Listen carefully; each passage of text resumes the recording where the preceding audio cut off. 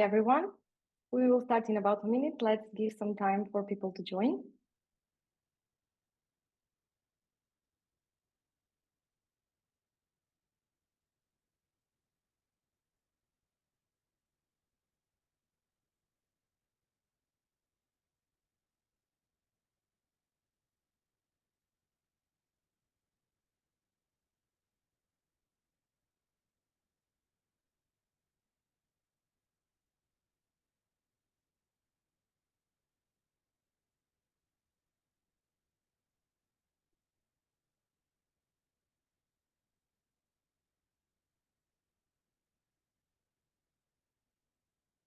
Okay, I think we can start. The rest of people will join as we go. Once again, hi to everyone that joined so far and welcome to this webinar. Thank you so much for joining us today. I'm Kristina, a VP of Product Marketing and Native Teams, and I will be your moderator for this session. Whether you're tuning from your home, the comfort of your home, actually, or your office, from the beach or the mountain, we are excited to share this space with you today. Please feel free to use this chat throughout the webinar. Drop your questions, your thoughts, and reflections as we go. At the end of the webinar, we will have a Q&A session, and we'd love to bring your voices into the conversation. Let me first start to share more about who we are. At Native Teams, we are on a mission to make global work easier and more empowering for everyone involved. We are not just an employer of record, we are a global platform for work payments and employment. From flexible hiring to multi-currency payments solutions, we help businesses scale smartly while ensuring their people, whenever they feel secure, they feel stable and supported. Our approach is rooted in the people first philosophy. That means we don't just think about what's efficient or cost effective, we think about what is right for real humans. And this mindset runs deep in the way that we build our product, support our clients, or lead our teams. Which brings me to today's panel, and I have the great pleasure of introducing today three incredible women whose leadership has helped shape not only our company, but also a broader conversation around what it means to truly lead with empathy in tech. First, we have Alex Mitrevska, our co-founder and Chief Experience Officer. She brings a deeply human-centered lens to everything that we do, starting from product design to team culture. We have Jelena Djurovic, our Chief Product Officer. She leads with vision, curiosity, and commitment to build solutions that actually work for people. And last but not least, we have Mirka Diamantidis, our Chief Operations Officer, who ensures our operations don't just run smoothly, but support an environment where people can thrive. These women don't just talk about putting employee first, they live it each day and every day. And today's conversation is about what actually looks like behind the scenes, the trade-offs, the challenges, and the wins. So let's start first with something that sits at the heart of our conversation, and that's designing experiences that actually put people first. I will start with Alex. Alex, you wear multiple hats as a co-founder and CXO at Native Teams. You've been deeply involved not in just how we serve customers, but also how we shape the day-to-day experiences of our team. From your perspective, what does it really mean to design experiences, both for employees and customers, that are grounded in empathy? Yeah, hi Kix. Hi everyone, actually. Thank you for joining us here. And as you mentioned at the beginning, some people are calling from the beach, and that people would be me. So I was wearing that hat as well today, just to mention. Um, since you've asked me a really deep question, and usually the whole my life, I was the first one to start answering because of my name, right? I would be happy actually to open this conversation with my personal story and my examples of how I have done this like 8 years ago, how I do it today, and what I have learned, right? What it actually means. First of all, it's not about just being nice, because I often hear people that say, look, oh, you are like a people first company, you talk about empathy. as a person, but also as a company, you must be very nice. I am nice, right? But that's not the point. Empathetic experience and something that you bring into a company is not just being nice to your team members or to your customers, to your coworkers, and so on. It's something that you do and it's deeply intentional, right? You design, as you rightly said, you work hard intentionally to have this empathy first approach when it comes to your style of leadership and how the whole company culture leans or circles around that.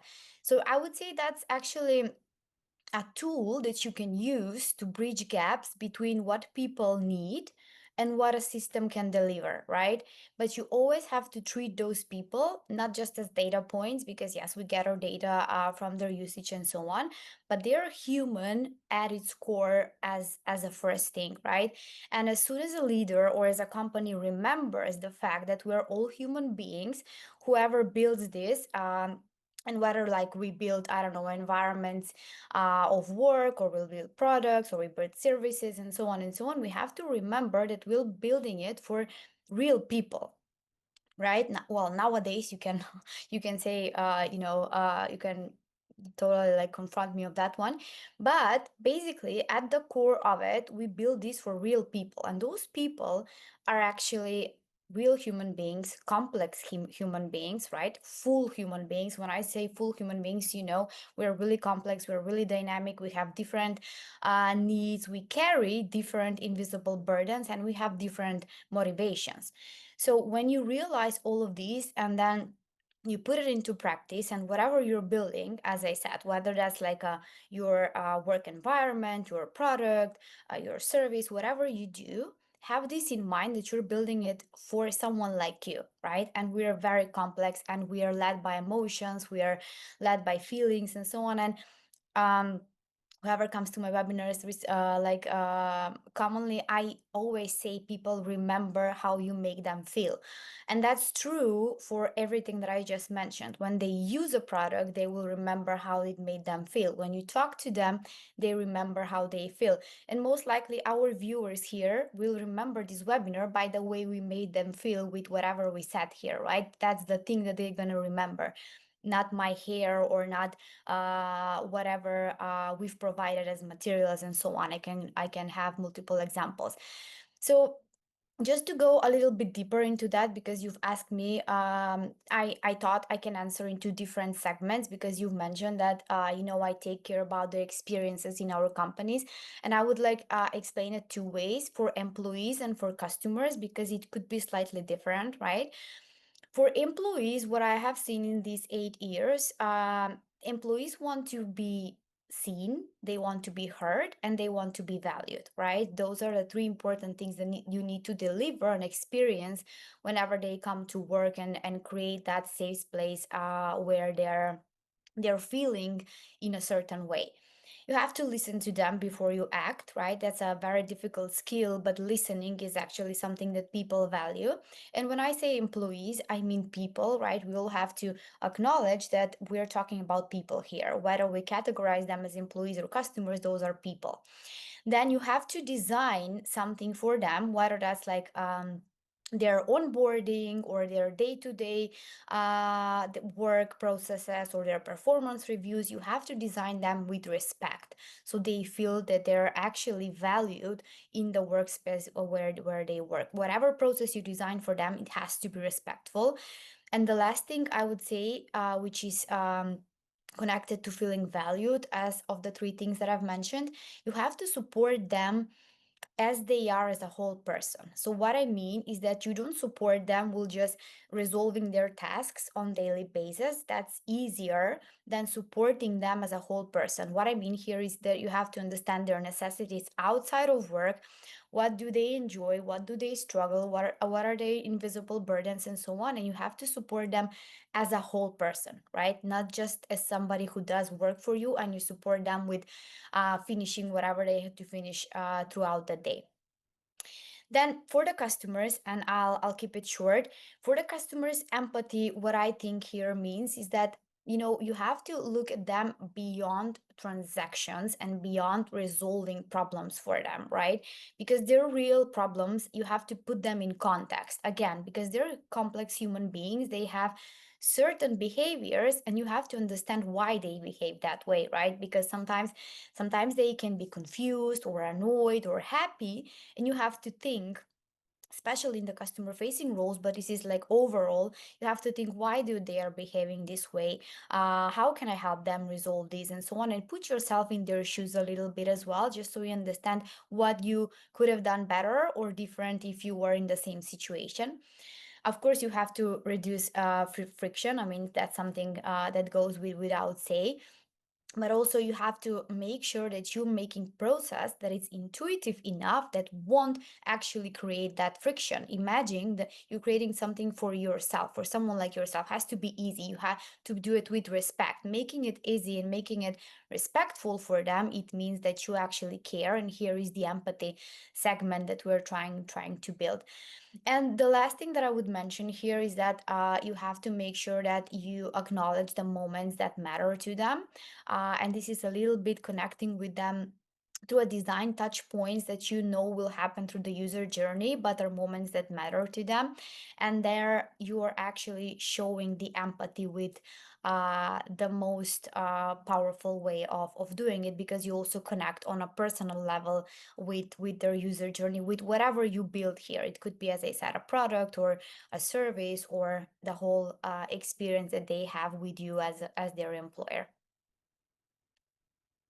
Very well said. Thank you very much for giving us a point of view from two different perspectives. As you said, employees from one, and then you have the customer on the other hand. Jelena, Mirka, anything that you would like to add, maybe from a product or operational perspective as the leaders?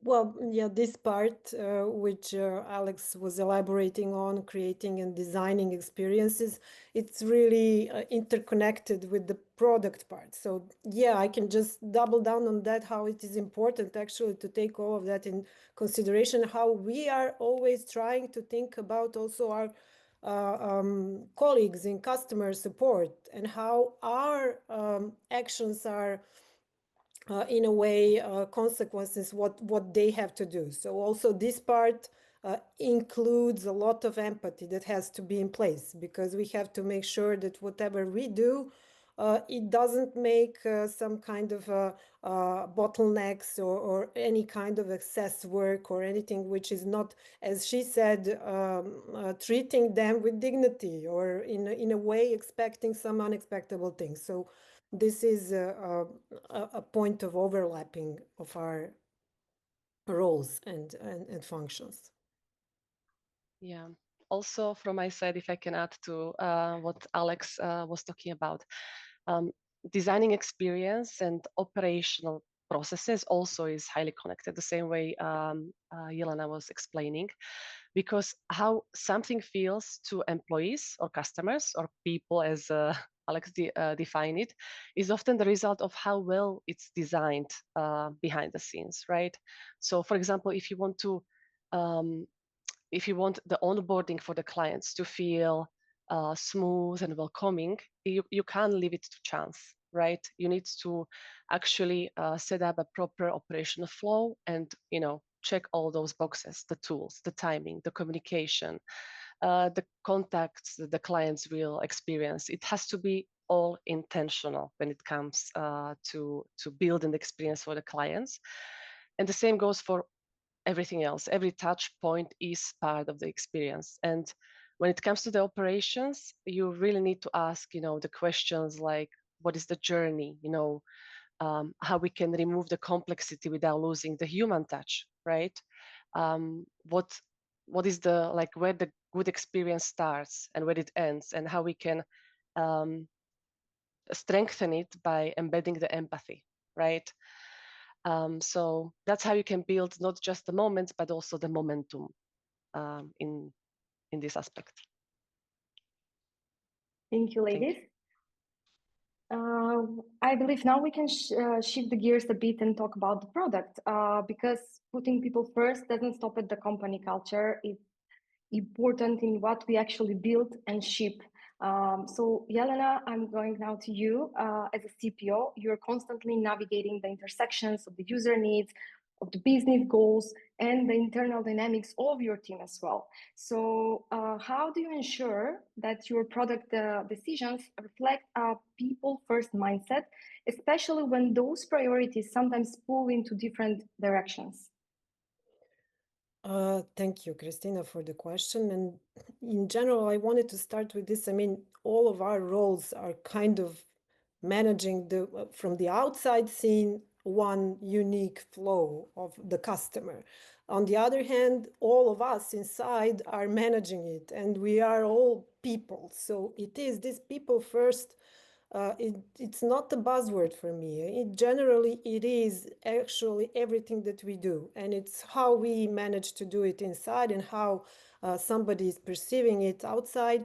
And in general, yeah, we are trying to do that in many different ways. So what are, for like, the first thing I would say is treating this empathy thing as a data. So data doesn't have to be simply numbers and data. When you engage in listening to the audience, to everything that is happening outside, if you engage with interest, with curiosity, as you said when you were announcing me, so this is the place where you get some data through this empathy. If you really feel how everybody wants this product to be and what needs to be done, then you can say that it's already taking empathy into consideration when you are deciding what to build.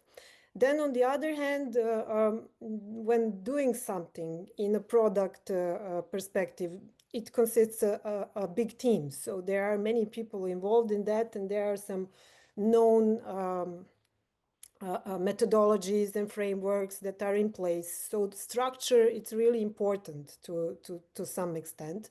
But then on other side, it has to be balanced with the matters of the heart, in a way to truly not to be slave of these frameworks or anything which is structural and the methodology, but also to be flexible enough to do something when it's needed, when colleagues are asking, or where some customer is having some real trouble. So to be reactive to what's going on in the real world.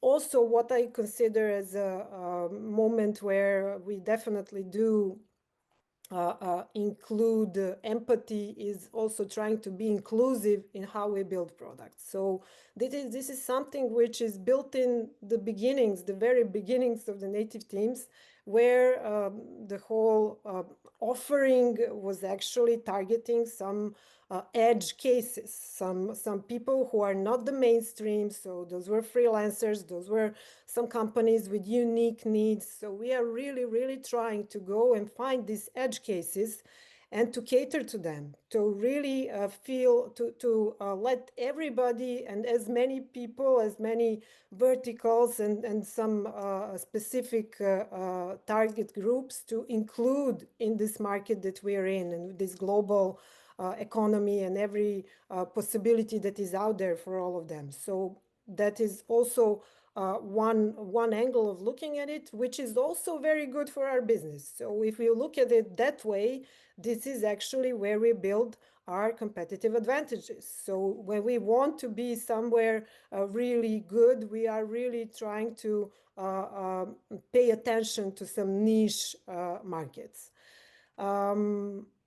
And also, I mean, one which is also already mentioned, like this team interaction, team dynamics, and impact and feedback that we are getting from the team. It's also the part where we definitely try to work with empathy, because, as I said, the whole experience on the outside, it is something which is combined from product development of the platform, of the app, of those tangible things that we in product maybe are building, but also together with operations, how we manage the whole journey and how this journey is managed by the other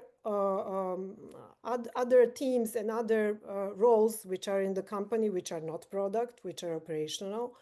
But also, how do we manage this customer success, and how do we talk to clients, how do we really engage them through customer facing roles. So it's all combined in one. So we have to make sure that we all work as a well-oiled machine. So we have to listen to each other, and we have to interact to each other and take seriously what we are saying to each other, and that is mainly the main message.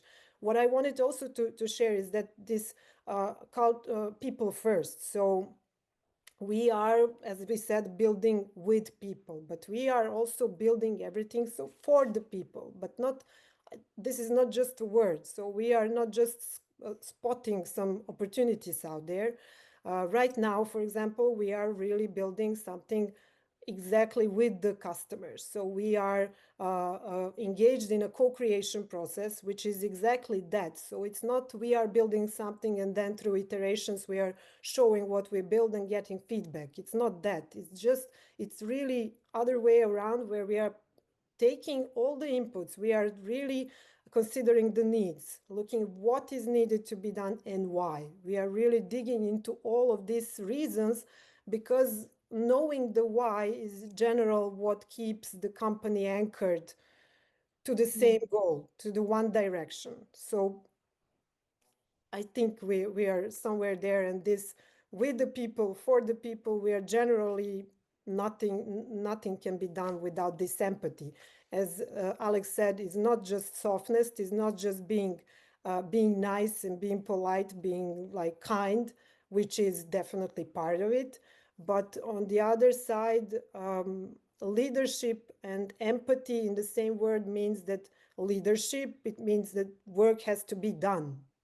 Empathy means the way, how do you do it? But in general, it cannot be like one more important than the other. Thank you. I have just one sub question on this topic. So, do you think, as a leader of a team, do you think that empathy is something that can be taught, or does it needs to be baked into the company culture from the start? Well, it can be taught. I don't think it's something as a given. I think that some like this very often companies are based on that, and because the business usually starts on that. I mean, the good businesses, the really the ones which are rooted well in the market, usually start with that, with feeling some need and addressing it properly. So if it starts like that, whoever comes in should be able to embrace it if the leadership is prompting it all the time. So I think it is something that can be learned. I mean, it doesn't have to be that everybody who comes in is already versed in it. I mean, I think it's something that can be taught in the team. Right. Thank you. Thank you. So far we talked about the experience and the product, but none of it really sticks without the operational backbone. That's why we have Mirka here as a COO. And Mirka, you're often dealing with structure, systems, and efficiency, but we know that being people first is not just about grand gestures. It's about the small and everyday things. So how do you make space for empathy, values, and people first thinking in the actual systems and operations of a company?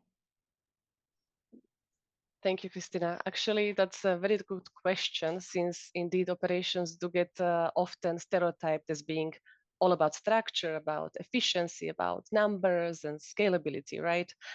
But in reality, the most effective systems are those that they are built to support and enable people, right? Not to block them. And that's really a mindset that I have been trying to, actively build in the way we work, or the way I work as well. We were talking about Alex as well as Jelena about the people first culture as well here. And generally the process of transitioning into this kind of culture is not easy, right? It's a work in progress. It takes a lot of intention. It takes consistency as well. You can't shift culture over the night, right? It's really takes consistency, and it can be uncomfortable as well, especially if you are under pressure to hit targets, to scale quickly, to deliver the product, to please the customer, whatever it is. But really, it's very important for the leaders. And me personally, I also make the choice to build this into how I work, how I manage my teams as well. Because one thing that somebody already mentioned is that you can't really separate the strategy, the business, and the people, right? The people strategy and the business strategy, they go hand in hand. When you are, for example, setting up the objectives or the processes as well that we are talking about now in terms of operations, you need to be asking the right questions, and you need to be asking the questions with people, having people in mind as well, right? When you are setting something up. For example, if you want to, increase operational efficiency or improve client satisfaction, it's all connected to the people ultimately, because it's going to then reflect of um, how people work internally reflects the customers externally. You need to ask questions like, do our teams have the tools and the resources to deliver this? Do they is the workload realistic? Do they feel supported, as Alex was also explaining? Because if our people aren't thriving and aren't able to do their best work, the strategy won't either, right? And now to your point of how do I make space for values to be embedded in how I set up operations and systems, I find it very important to reflect the company values, but also my personal values, obviously. And one example that I would like to use is for native teams. One of the values we have is courage, right? And I would say that's definitely one of my personal values too. And from the experience so far here, when we decided to restructure internal processes because of some inefficiencies, right? We didn't just roll out the changes top down. We didn't decide as a management, that's what we're gonna do, and we will proceed with the change. We actually took the courage and we went and spoke with people, right? We spoke with a team that they actually does the job. We spoke with the collaborators, with the dependent teams, and we gathered all this important feedback, which gave us 360 overview of what needs to be done. What are the pay points, but also what are the opportunities here, right? And the end result is still shaping, but it's a solution that will ultimately work not just for the clients, but also for the teams, for the people that do the job.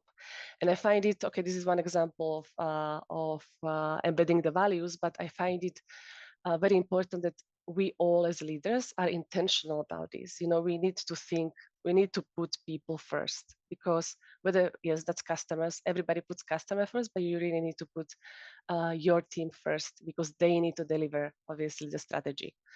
So yeah, this is just one of the examples of embedding the values into the practice. But yes, it takes the listening, it takes the responding and designing always with people in mind. Thank you, Mirka. As you said, courage drives a lot of processes, and I think we all have it. Jelena, Alex, anything that you would like to add on this topic? How this impacts empathetic operations in your teams? Yeah, look, as Mirka said, I'll just continue with what she said. Courage. I would say I would take compassion as one of the values that we deeply like. If I'm talking about the customer experience team as my field and so on, we kind of have to have that and live with that, with the competence of Jelena's team and with the courage of Mirka's team. That's exactly how we embed these values into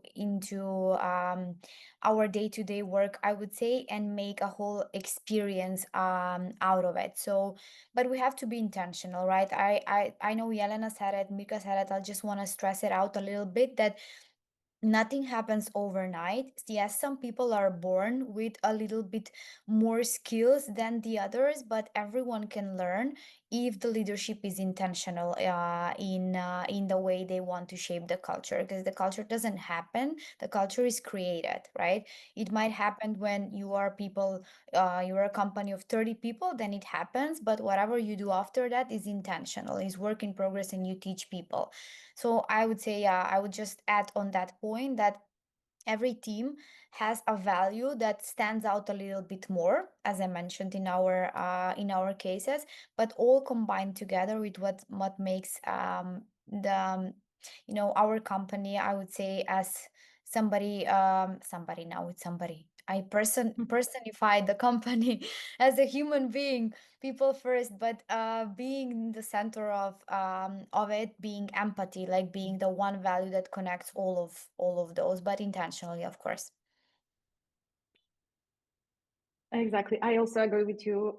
As a leader of a team, definitely it reflects on how your intentions, what kind of intentions you have, reflects to how the team will react to it.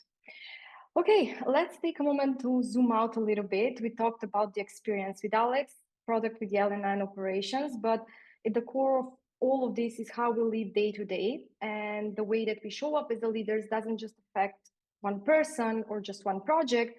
It ripples out into the entire culture of a company. It shapes how people feel, how they work, and ultimately how the business performs at the end of the day. So I would like to hear from each of you, how does the way we lead day to day ripple out into the culture and impact business results? I can go first, it's fine. I'm used to it, right? Um, Look, whatever we do day to day, it creates a behavior, right? It creates a behavior, whether that's like how I treat you, you will treat me, and then it's across the company and so on. I would just go with a little bit of the example of vulnerability. I said it right. This is the difficult word for me, you guys, but I always want to mention it as a leadership skill or as a leadership tool, I would say, right? This is a tool, in my opinion. This is a tool that every leader should use day to day, right? Since you ask about the day to day stuff that we do, if they could, and they should, it's very difficult, but they should, because it's also very powerful. We should use the tool of being open to actually admitting how we feel, how we did, and what we did, and ask for help and ask for support, right? Why I'm saying this and why it matters, because it transforms completely, if not also creates the day-to-day environment where it's actually the environment that brings out the empathy first or people first culture within your team. In my opinion, a leader, and that's what I do, so that's what I said. I'm just going to share examples. When I got something wrong, I always say to my team, I got that wrong, or I need your help on this one, right? Because I know that they're supposed to get support from me, but I'm also a human being. Sometimes I've made mistakes and I have to admit that. If I'm a leader, doesn't mean that I'm like perfect. Actually, people don't connect to people who think they're perfect, but actually they connect to people who are real, right? And if you say, I got that wrong, I need your help, you create and you give them space to do the same, right? If I don't do that on daily basis, they won't do that on daily basis. And then we're just putting problems um, under the carpet, if that's a saying in English, right? And we pretend to be something that we're not. So we're not building trust, and we're not building something, a comfortable workspace where people can, say what they mean. They have to be sure, and we have to enable or foster this psychological safety, right? Because if I say I'm struggling with this, my team member, then when they're struggling with that, they can admit that. They won't be afraid to admit or ask for help. Asking for help, in my opinion, is one of the best skills your team members and the leaders have, right? Actually, I've heard stories that some companies, and I started doing that, are asking questions on interviews and pushing you, cornering you. So you say, I don't know, probably I would ask for help. And if you say that, you pass, because it's such an important thing to be able to ask for help when you can't do something on your own, right? Even as a leader and as an employee as well, because they will follow you. And then you create a human connection, and then you drive resilience and courage when it comes to how your team members will do. So I would say that's how my that's how I think the day-to-day conversations are creating this culture, but not only for, admitting when something is wrong, but admitting when something is actually went really nicely, praising people publicly, and so on and so on. So you have to own a mistake publicly, but you also have to push a praise publicly to everyone, and then everyone will follow that example because you've made them feel comfortable with that, right? Exactly. Yeah. We as leaders doesn't mean that we cannot make mistakes. We've done a lot of mistakes, and we've went through it. And now the team is also allowed to do the mistakes. And, we need to praise them when they, have a success, but also help them when they make a mistake. Yeah. So I can expand on what Alex said, because basically, Alex, you was talking about the authenticity, right? Like being this authentic leader where you actually you set up the examples, and you are also human. You acknowledge when something can go wrong, when your performance might not be consistent at all times. You actually ask the questions of, okay, what's wrong? How can I help you? Rather than your performance is not good.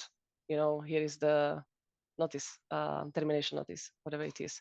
So definitely it comes with, we as a leader, we need to show, how we show up in the meetings, how we provide feedback, how we handle the setbacks, how we handle the issues. Like all these, it creates the tone of the culture, right? So um, people don't take the culture from handbooks. You can't just like rewrite it and okay, that's how I'm gonna feel and that's how I'm gonna act. So we wish it was that easy. We wouldn't be here discussing it today. But yes, it takes the management, the leaders, that they lead with empathy, they lead with transparency and consistency, and the intention that we keep on talking about. Because yes, you really need to be intentional, and it shows how, in how we treat each other, how they communicate, how we solve the problems. And I just wanted to mention on the psychological safety part as well. Like Alex, it's such a good point, because it's so important to create this psychological safety in any company, and especially it's showcased in these tough times, right? Because when you created psychological safety for your teams, when they are not afraid to ask or counter you, or basically raise concerns during tough times, because they know they're not going to be met with consequences, but they're going to be met with understanding and curiosity, right, and help. So it's indeed very important. Jelena? So I can add, I mean, just not to repeat all of you, because most of what you said, I completely agree, and I try to do daily. Everything is like walking the talk. Whatever we are saying here, I'm really trying to be a role model whenever I can. So this is like for me non-negotiable. Every leader should be in a way what they want to see in others. But in general, yeah, just saying that, like mistakes, this is a tricky area where, of course, safety is very needed and important, so that everybody can do their best, so they don't feel fear to voice whatever they want to say, or whatever they think of the solution which was proposed, or whatever they think. I mean, but in general, all of this should be treated with an argument in the other side, so that all of this is acknowledged. But also want to say, I mean, as we are talking about this, not to think that leading with empathy doesn't mean that some hard talks needs to happen from time to time. So this is actually also worthwhile saying that hard conversations has to be part of the job. I mean, it's definitely out there, because just leaving mistakes happening all the time, it's also not good for the business. So we have to make sure, as I said, I take this from one of my friends who said, oh, leadership is getting job done. So really, we should never kind of forget that. So mistakes should be addressed. And that is also, for me, empathy. If you address the mistake correctly, if you say to the person what you think was mistake, not just go over it. So not mentioning and not addressing mistakes is also something which doesn't do good for the person who did it, because in that way leaders just pile up their, let's say, non-satisfaction and everything, it can be something which ends up not well and not in an empathetic way. So really addressing and giving feedback all the time, giving good and bad feedback is very important. Exactly. The hard talks will help people to improve. So it's also an empathy. Exactly. So it's allowing them to grow. So if they really trust you, then it should be taken as a real something that will help them grow, if it's the feedback which is constructive and aimed to what are the opportunities for growth. Okay, thank you, ladies. So to wrap it up, our discussion around this session, it stands out that people first leadership is not just nice to have it, but it's a strategic advance in today's world of work. So thank you all for being part of this part of the conversation so far. I believe we covered a lot of ground, and now we are moving into our Q&A session where we bring audience voices into the mix. We received some great questions coming through, and I will be reading a few of those along with pre-submitted ones. So let's dive in. The first one that we have is, what's the biggest lesson you learned about building team trust?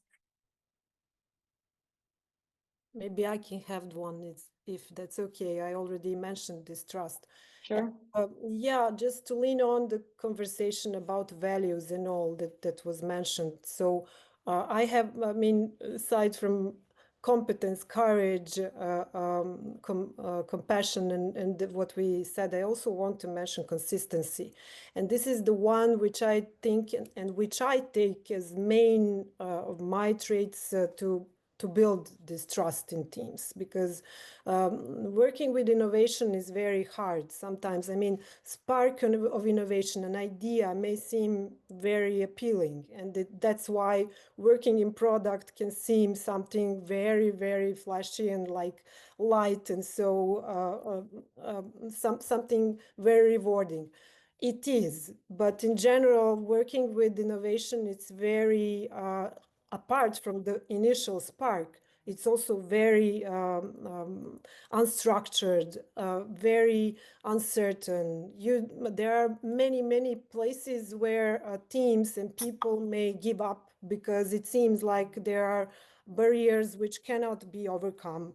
And things like that are popping up all the time. So consistency is something which is very, very important in this. And I also think that in teams, in general, I mean, whatever the function is, I mean, this is in product how I described it, but in any case, I think consistency of a manager, of a leader, is something that is very much appreciated. So showing up, being there, being consistently there in the hard times, in good times, in everyday things that are happening, that are all around, and feeling the pain, so to say, of whatever is going on in the team. So I think this is what team always feels and appreciates.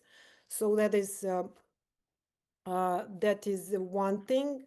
So for building the trust, also, of course, the most important ones are these moments of pressure. So wherever is something which is really like a big deal going on, standing up for the team, not in any case, not without clear reason, but building up the atmosphere where your team can thrive and that can feel somehow protected in those times when it's kind of hard for them.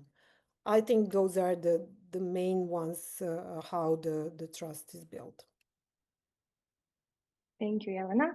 On the next question, what's something you used to believe about leadership that you no longer do? Okay, I can take that one. So early in my career, I really thought that a leadership meant having all the answers. So, being the expert in the room and always knowing, what's the next move and having all the answers, right answers, right? But I I know now more than ever that it's more powerful to actually ask the right questions, right? To effectively listen, to create space for others to be able to, to grow and excel as well. So letting go of control here doesn't mean that you are a weak leader, right? It just strengthens and empowers your teams. So definitely, this is something that um, I have had as a misconception, and this shift made me also be a little bit more, I would say, effective leader, and also more grounded one, more human one in that sense. Okay, thank you. And I think we can wrap it up with a question that I believe it will help all of the future leaders. And that would be, what advice would you give to someone stepping into their first leadership role? Yeah, I'll take that one since I'm the last one now.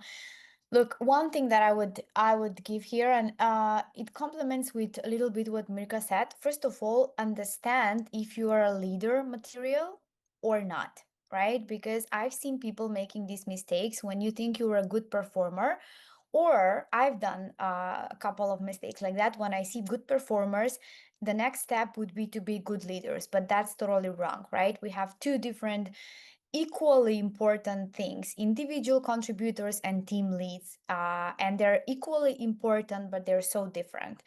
So the first mistake that I would give is that you always have to understand and be true to yourself and see which one you are. Are you an individual contributor or are you a leader? Because as I said, both are completely different, request completely different skills, and being in a wrong place, switching them, being in a wrong place would only, do you harm in terms of using your full potential and bringing value to your team and to your company as well. So that's my truly honest advice. Always think about, are you an individual contributor or are you a leader? If you're a leader, the rest will follow. Right.